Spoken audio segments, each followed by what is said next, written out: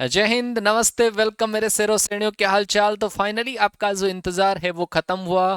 पहले हमारा पीएसएल के अंदर थोड़ा सा इंतजार हमें करना पड़ा और फिर एनरोलमेंट लिस्ट के लिए ऑफिशियल साइट के ऊपर आपको देखने को मिला कि एनरोलमेंट लिस्ट जो है वो आपका शॉर्टली पब्लिश होगा। खैर फाइनली अब आपका इंतजार खत्म हो गया है। एनरोलमेंट लिस्ट जो है वो ऑफिशियल साइट के ऊपर अपडेट हो चुका है। हमारे टेलीग्राम चैनल के ऊपर भी वो पीडीएफ जो है एनरोलमेंट लिस्ट के जो पीडीएफ है वो डाल दिए गए हैं। टेलीग्राम का जो लिंक है जहां पर आप कमेंट करोगे वहां पर आपके टेलीग्राम चैनल का जो लिंक है वो हमने पिन कर दिया है। वहां पे जाके आप अपनी पूरी, चाहे एक्स ग्रुप का हो चाहे वाई का हो, है ना, साइंस मतलब science and other than science, male female सबका जो एनरोलमेंट लिस्ट है वो आप चेक कर सकते हैं, पीडीएफ चेक कर सकते हैं। चलो भाई, जिन जिन बच्चों का एनरोलमेंट लिस्ट में मेन लिस्ट के अंदर आया है उन बच्चों को हार्दिक शुभकामनाएं।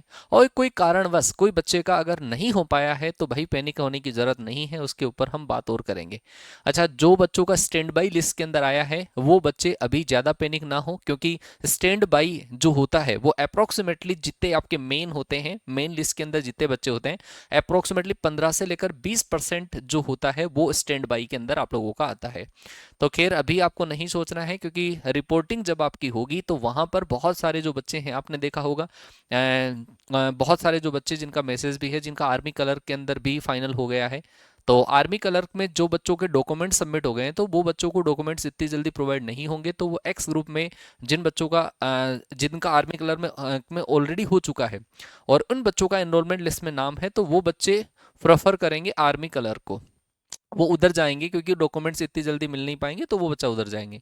आपने देखा होगा कि इस लिस्ट के अंदर वो बच्चे भी बहुत सारे हैं जिन बच्चों का ऑलरेडी नेवी के अंदर हो चुका है, उन्होंने ज्वाइन कर लिया है, नेवी ज्वाइन कर लिया है, पिछला इनटेक जो था उसका नेवी के अंदर भी ज्वाइन कर लिया है।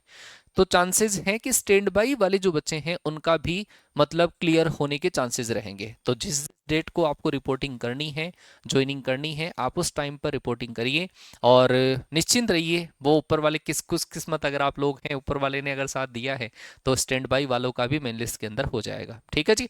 चलो भाई, अब हम थोड़ा सा बात करते हैं, थोड़ा सा अब आपको करना क्या है, एक एनालिसिस के बेसिस पे, क्योंकि हमने जब एनालिसिस करा था पीएसएल का तो इस पीएसएल के अंदर एनालिसिस आप लोगों का ये था कि पीएसएल में जितने बच्चे आते हैं उनमें से 75% जो है वो मेन लिस्ट में आते हैं।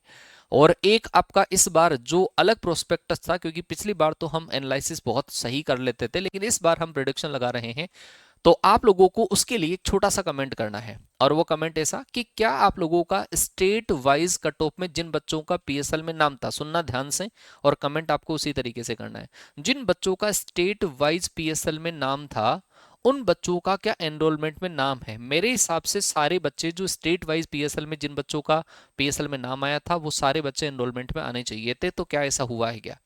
दूसरी चीज, हमारा प्रिडिक्शन था कि जो ऑल इंडिया कट ऑफ से जिन बच्चों ने क्लियर किया है अप्रोक्सीमेटली उसमें से 60 या 70% जो बच्चे हैं अनफिट को हटा के वो रैंक वाले जो बच्चे हैं वो एनरोलमेंट में आएंगे, क्योंकि वैकेंसी ज्यादा थी, है ना।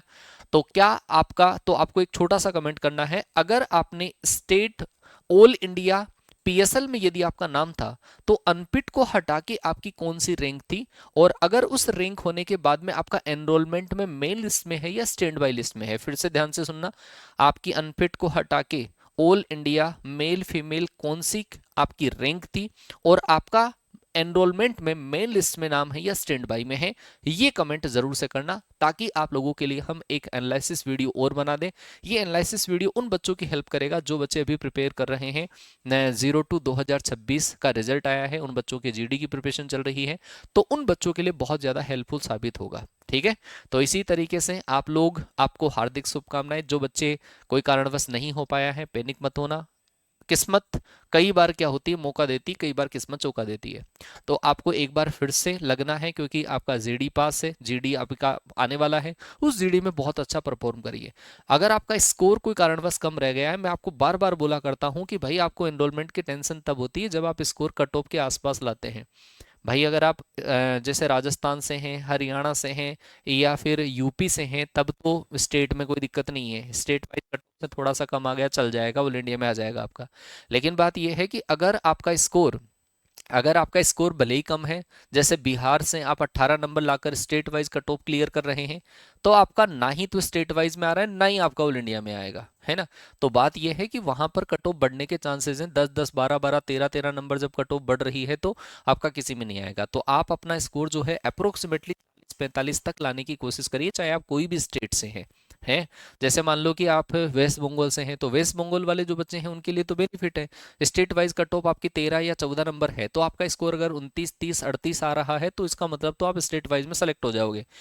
लेकिन अगर आप ऑल इंडिया से कट ऑफ से क्लियर हुए हैं तो आपको मौका नहीं मिलना है, फाइनल लिस्ट के अंदर आपको मौका नहीं मिलना है। तो ये एक सीख है, समय की सीख है।